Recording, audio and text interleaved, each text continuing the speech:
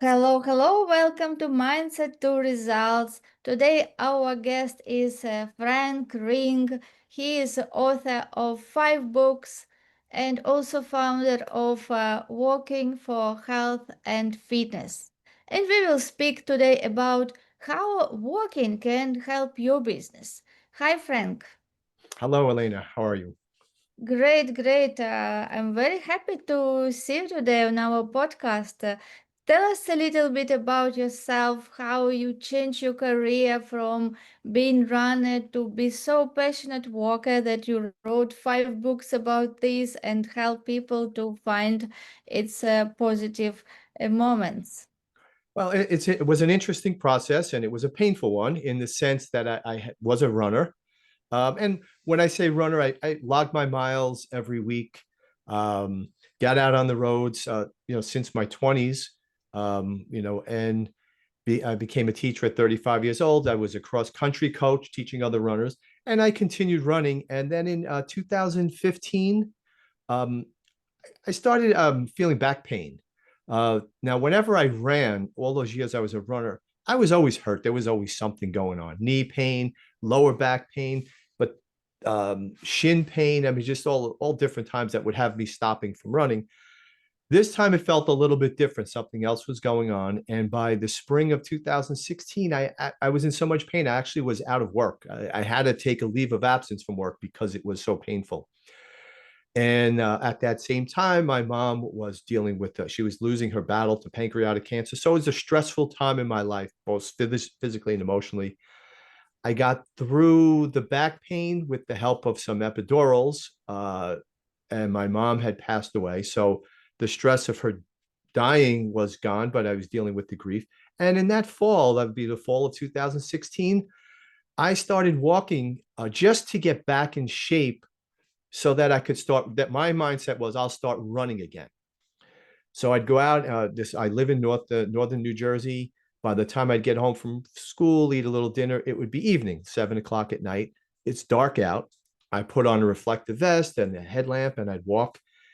And as my body was feeling stronger, which was the whole point of it, what I found was that my thinking became much clearer. The that stress of the injury, of the grief, was I was able to process it better, to think it through. I had time alone to actually think, which is, it sounds like a crazy concept, but I had time to think, and every day I'd go out. I looked so forward to that walk because it felt good physically, but it felt great emotionally and mentally. Where I, I said, I'm never running again. After about 2 months of just walking, I said, all right, I'm strong enough. I feel good. My back feels good. All the injuries I had in running were no longer there. I said, I'm not going to injure myself again. I'm going to continue walking. And that was such a great, yeah, I just felt so great doing that, that I said, well, what can I do with this? I mean, I'm a teacher, I'm a high school teacher. I need to teach other people about this. And I had the idea of, well, the internet, was obviously around 2017. Let me build a website and just start posting articles about walking specifically and fitness in general. And that was the start of my website, Walking for Health and Fitness. I had the idea of, well, what if I create a walking program? If I'm going to create a business out of this, a program to sell. And every expert I listened to online said, well, if you're going to do that, you need to write a book to add to your credibility. And I had never written anything before other than some college papers. But it was an interesting process of, hey, let me write this book and see what happens. So the first book was called Walking for Health and Fitness. I kept everything the same: the website name, the YouTube channel name, the book name. And that was the start of it in 2017. Yes, great, great that you turned your passion to business. Yes, and it is really so great that you did this. You found how your passion can be a business, and that idea you started generating like a website. You took action to write the book, and this is how this became a real thing. And now I know that you got 5 books already by today. Yeah, that was an interesting process. Writing the book was nerve-wracking because like I said, I'd never written anything before. Um, and I downloaded from the internet a book, it was a PDF on how to write a book. It was how to write a book in 7 days. And they had paid $29 for it. I did pay $29 for it. But it was interesting. It gave me a game plan. It gave me an outline of how to write this. And then it said something really interesting in the book. It said, "Be careful with this because it becomes addicting to write." And at the time, I was just getting through. I just wanted to get through that first book. But the truth is, right after that first book came out, I was on such a roll that I wrote another book came out of that based on my walking experience, and then what I do when I walk, when I do my fitness, my body weight exercises. That, like I said, I turn to walking to stay in shape after the back injury, and then I was also injured at times when lifting weights, all the stupid stuff, lifting wrong and not warming up enough. But when I was on the roads and I would stop on the sidewalk and do push-ups or squats or hold a plank position, I got in great shape. But the best shape that I had been in my life. And I'm like, all right, that's the second book. Let me write about this. So the process of turning an injury into a business was appealing. I really like that, and it shows that any idea you have, especially now with the internet's been around forever, it the the barrier to entry is so low. To write a book and put it on Amazon really doesn't cost anything. Just your time. So expense wise, it's not a lot. And what I found, that I had been teaching at that time, probably about 17 years or so. And I was getting a little stale in the sense that, teaching, it's the same thing. The schedule's the same year after year. The kids are different, but the subject matter is the same. And I kind of was getting a little bit like I needed another challenge. And for anyone out there who feels they're in a job where they're kind of stuck or stale, spend a little time every evening just exploring, what would you do? Like, what's the thing you would do if you had all the time? Because you might not have it all now, but in a year or 2 or 5, if you take no action, nothing happens. But if you take action on an idea, you never know what could happen. And that's what I kept going back to. Like, I'd be tired after work, go for my walk, come home. It would be like 7, 8 o'clock. My son was in middle school, so he was busy studying, playing his video games. So I had time. I'm like, well, let me not waste this. Let me just sit down. And initially, it was hard to transition to sit at the desk and write. Um, but the thing I found about walking is that through the phone, the notes app, I would dictate my best ideas while I was walking. So I was getting in shape. I had some great creative ideas. I'm much more creative when you're moving as opposed to sitting. That Stanford has done studies on that.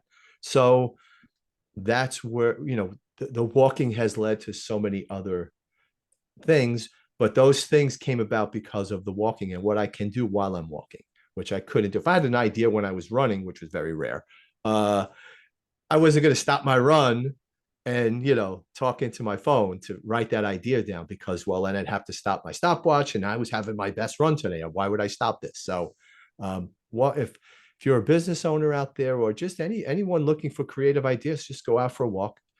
Don't even think about the problem you have or the issue you have. Just walk.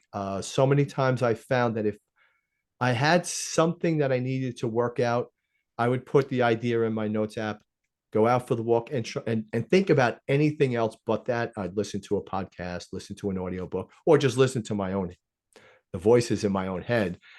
But I found that as I got closer to my house on the way back, that's when that idea suddenly, like, oh, how come it just popped up. How come I never thought of that before?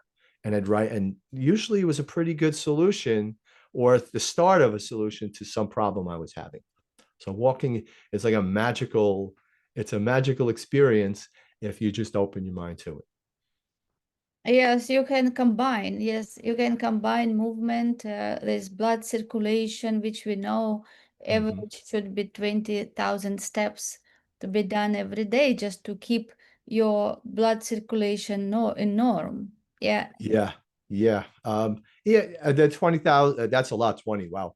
Uh, but the big thing, especially during COVID, was like getting in your 10,000 steps, and you don't even need that. You don't need that much. That's great to hit that. I mean, the more the more the merrier. But what I preach a lot on my in my books and my site is that you just really a 10 to 15-minute walk could be worked into your day. You could do it before work, lunchtime, instead of sitting for that hour lunch. If you have an hour lunch, you know, have a quick bite to eat and get out and get a 15-minute walk in before, leave work. And instead of jumping in your car right away, take a 15-minute walk. That you've got 45 minutes right there, and you've worked it into your day. If you have a stressful job, that the stress relief from walking will really help you enjoy your job more. It's a win. It's a win all the way around. And again, it doesn't have to be one big block of time. 15, 15, 15. When I was a runner, like you run, you have to change out of your, shirt. And I wore a shirt and tie to school. If I ran, I wasn't going to run in the shirt and tie. I take it. You have to change.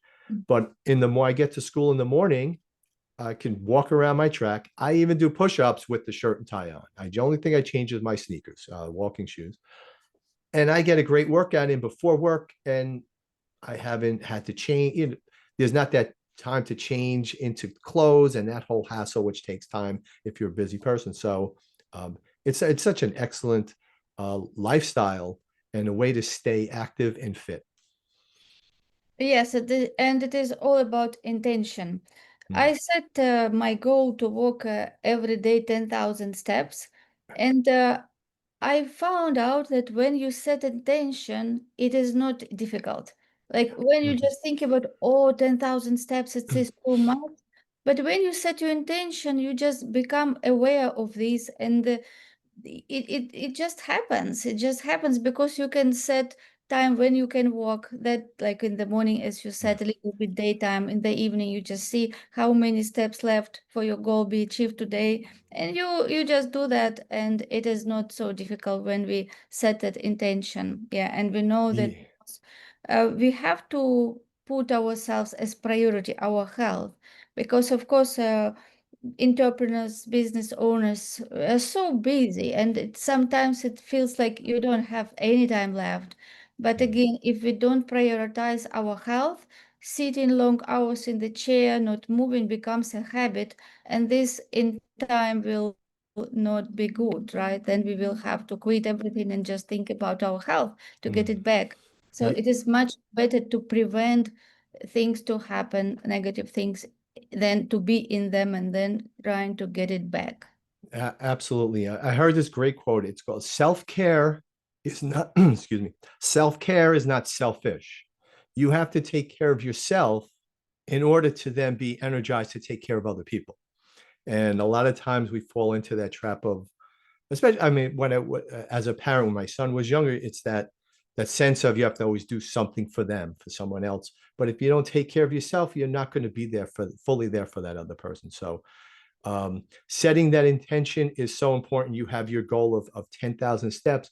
A while back, well, I'll tell you when, 2004, I set a goal of running, also virtual running, from where I teach in Palisades Park, New Jersey, down to Florida. It's about 1,300 miles. And I'm a Photoshop, I teach Photoshop. And I thought, well, let me track my miles on a map. I put them in the logbook. I ran 25 miles this week. So 25 miles, I knew how far 25 miles was. It was from where I lived to where I worked. But what's beyond that? What's the next 25 and the next 25? So I had this idea of virtual run Palisades Park to Key West, Florida, along Route One in down the east coast of the United States, and I'd Photoshop myself running in these different locations as a way to goof on my students. So it was a way to keep track of my miles and a way to have fun in the classroom.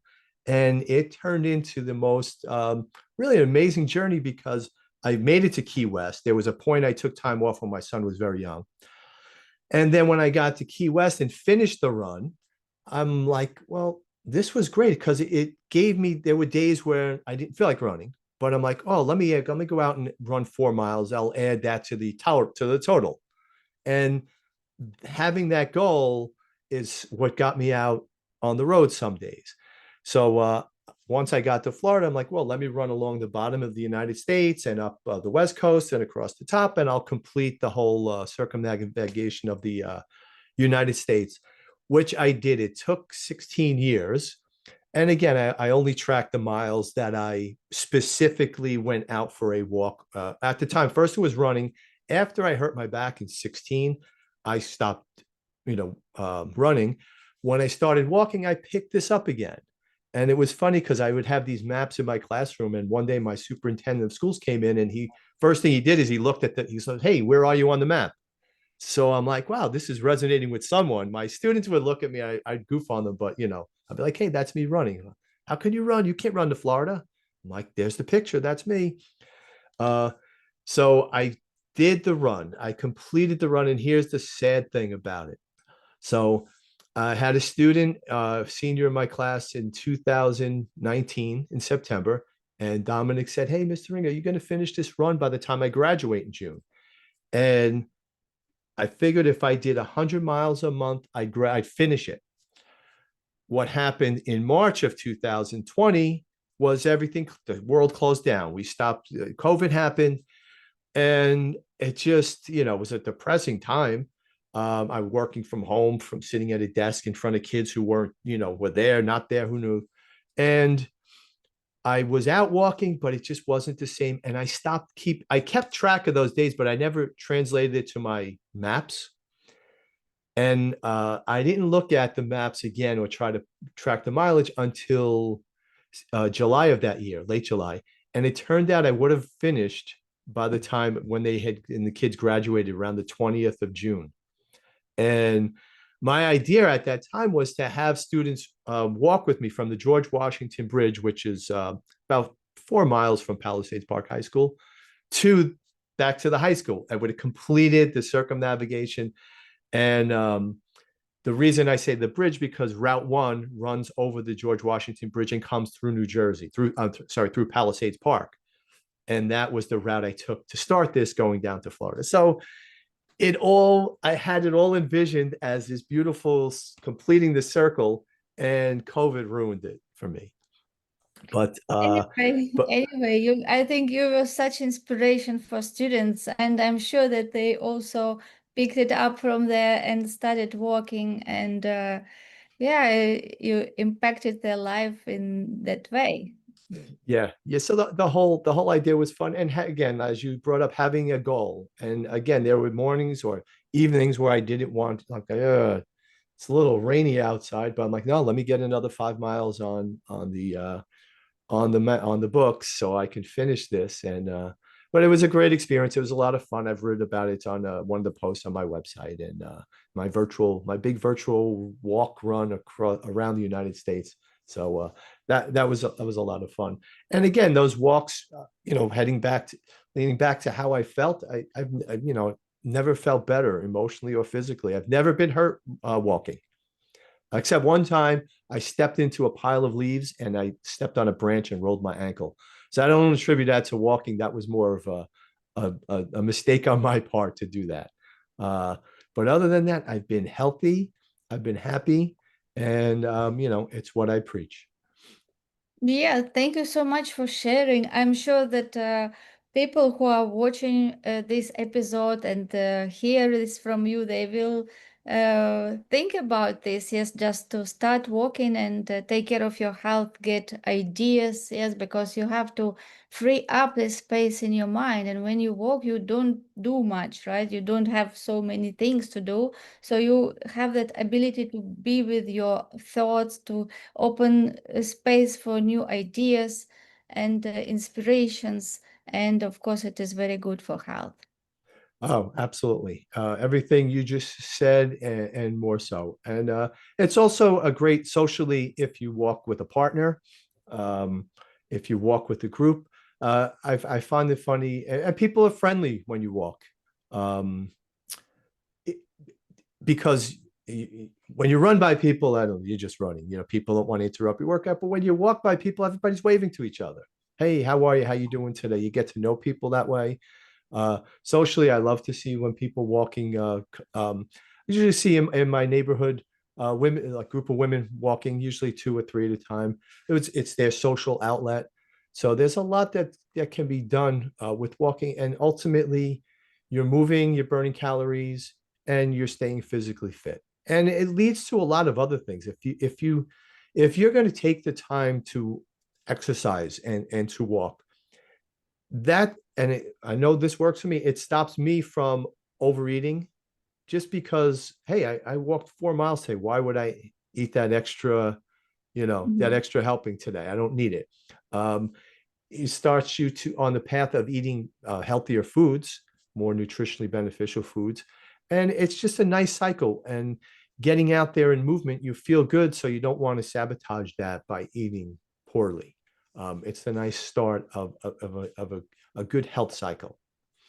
Yes, yes, true. One good habit creates another one because you become more conscious. As you said, you already put efforts to burn calories, so you become conscious of already you did that work, part of work, why you would spoil what you did before. So this is like Exactly. one comes to another one, and this is how all your uh, like habits become healthy. Yes, and it just needs to start from something one, and everything else will be added one by one. Yeah, it's important what you just said, habits, because what I found in when I was researching and talking to people about the programs I have, it's that they they had trouble working out, whether it was walking or doing anything. They know something is good for them. You know that walking, or if you're a weightlifter, it's good for you. But then there are those days where you stop, and then one day turns into 2 days where you didn't do it, and 3 days and 4 days. And it's Mhm. important to to tie it all together into some kind of habit, to develop a habit. This loop of, you've got this idea to walk, okay, tie it to something. So like I said, walking is so easy. I tied it to me. I drove to work. My commute was a little long. It was, I'm there, let me do 15 minutes on the track before school. And the reward was, I felt great afterwards. I do some body weight exercises. If you're at home after dinner, do the dishes, put the dishes in the dishwasher. That's your cue to, hey, let me get out for 15 minutes. And that's all it takes is 15 minutes. It's funny. Yesterday I'm here in North Jersey, and uh, I planned to get out for a walk. I got held up in the office for a little bit longer than I wanted to. And by the time I got out there, I checked the weather app, and all of a sudden rain was showing up in 30 minutes. And I'm like, I should have been out a half hour ago. So I came in, and my girlfriend said to me, "What are you doing?" I said, it's going to rain. I'm going to be stuck out in the road. She said, "Just walk up the hill, just get something in." And like, she reminded me that's all I needed, because I had Mhm. the idea I'm going to go out for 40, 45 minutes. And she said, no, and I did 2 hill loops. I got back to the house right as it started raining. So it was perfect. So I got a good workout in. It wasn't as long as I wanted, but I got it in. So, um, it's tied to having that goal. It's tied to having that habit. But sometimes I need a reminder too that you only just need, hey, 15 minutes is a great workout, a great walk. Yes, so yes, because if you just think, oh, I have to go 1 hour, maybe it will be difficult to organize yourself every day for 1 hour. But when Right. you say, I just go for 15 minutes, and then you see you are there already for half an hour, right? Because when you're already in the process, you can tell again another 15 minutes. Yes. So it is easier Exactly. to organize and get consistent. Yes, if you Yes. just tell yourself like every day 15 minutes, I will walk. Yes, and Yeah. of course, we will visit your website, Working for Health and Fitness, yes, to learn more about you and how to you learn exercise. more about me. My books are on under the category of books. They're the 5 books. My latest book is Walking Works Blueprint. And if you need to, like, a start point where you're not sure where to start, this is the book for you. There are specific types of walks that do not take long to do to start, but I get you on a track at least in these 14 days. This is the 14-day plan. In 14 days, you'll be in better shape in those 14 days, with less stress, less strain. And there's a variety of walks to do within that 14 days that I break down in the book. Yeah, amazing, amazing. Thank you so much, Frank. Yes, I am sure that people who listen for this episode will learn so much and become conscious about these 15 minutes to start with, working Yeah, for eh, clarity and fitness. absolutely. Walking for health and fitness. And again, you just need, just start with 15 minutes. That's great. All right, Elena, thank you so much. It was a pleasure speaking with you. Yeah, thank you too for being amazing guest and sharing your passion with us. So wish you all the best and see you again in future. All right, thank you.